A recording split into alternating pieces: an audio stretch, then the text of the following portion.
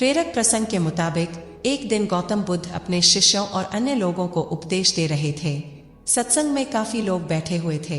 भीड़ में से एक व्यक्ति उठा और उसने बुद्ध से पूछा कि तथागत, मैं जब ध्यान करने बैठता हूँ तो मेरा मन ध्यान में नहीं लग पाता है। कृपया बताइए, मैं ध्यान कैसे कर सकता हूँ? बुद्ध ने कहा कि हमारे विचार मन के लिए भोजन है। जब तक मन को विचारों का भोजन मिलता रहेगा, हम ध्यान नहीं कर सकते हैं।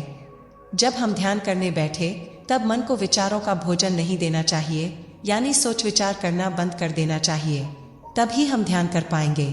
गौतम बुद्ध की सीख, मन का भोजन हमारे विचार है और जब तक हम सोच विचार करते रहेंगे तब तक ध्यान नहीं कर पाएंगे। ध्यान एक ऐसी विद्या है जिसकी मदद से हम नकारात्मक विचारों को दूर कर सकते हैं और मन को शांत कर सकते हैं, लेकिन ध्यान करना इतना सहज नहीं है। इसके लिए लंबे समय तक ध्यान का अभ्यास करना होता है।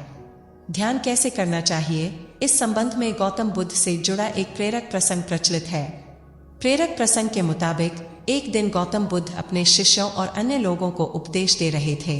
सत्संग में काफी लोग बैठे हुए थे। भीड़ में से एक व्यक्ति उठा और उसने बुद्ध से पूछा कि तथागत, मैं जब ध्यान करने बैठता हूँ तो मेरा मन ध्यान में नहीं लग पाता है। कृपया बताइए, मैं ध्यान कैसे कर सकता हूँ?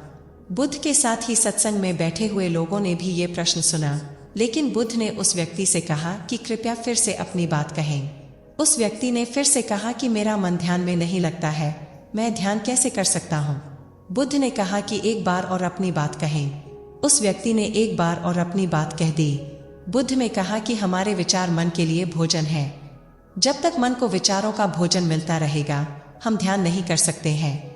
जब हम ध्यान करने बैठे तब मन को विचारों का भोजन नहीं देना चाहिए, यानी सोच विचार करना बंद कर देना चाहिए, तभी हम ध्यान कर पाएंगे। जब मन विचारों से खाली हो जाएगा तभी हम ध्यान कर पाएंगे।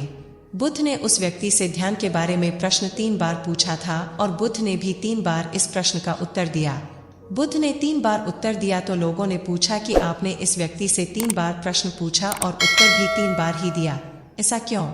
बुद्ध ने लोगों को समझाया कि मैं इन सज्जन से 3 बार प्रश्न पूछा क्योंकि मैं प्रश्न के लिए इनकी गंभीरता को परखना चाहता था।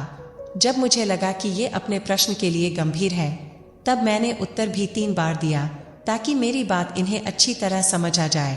3 बार दोहराने से ये बात आप सभी के मन में ठीक से उतर गई होगी।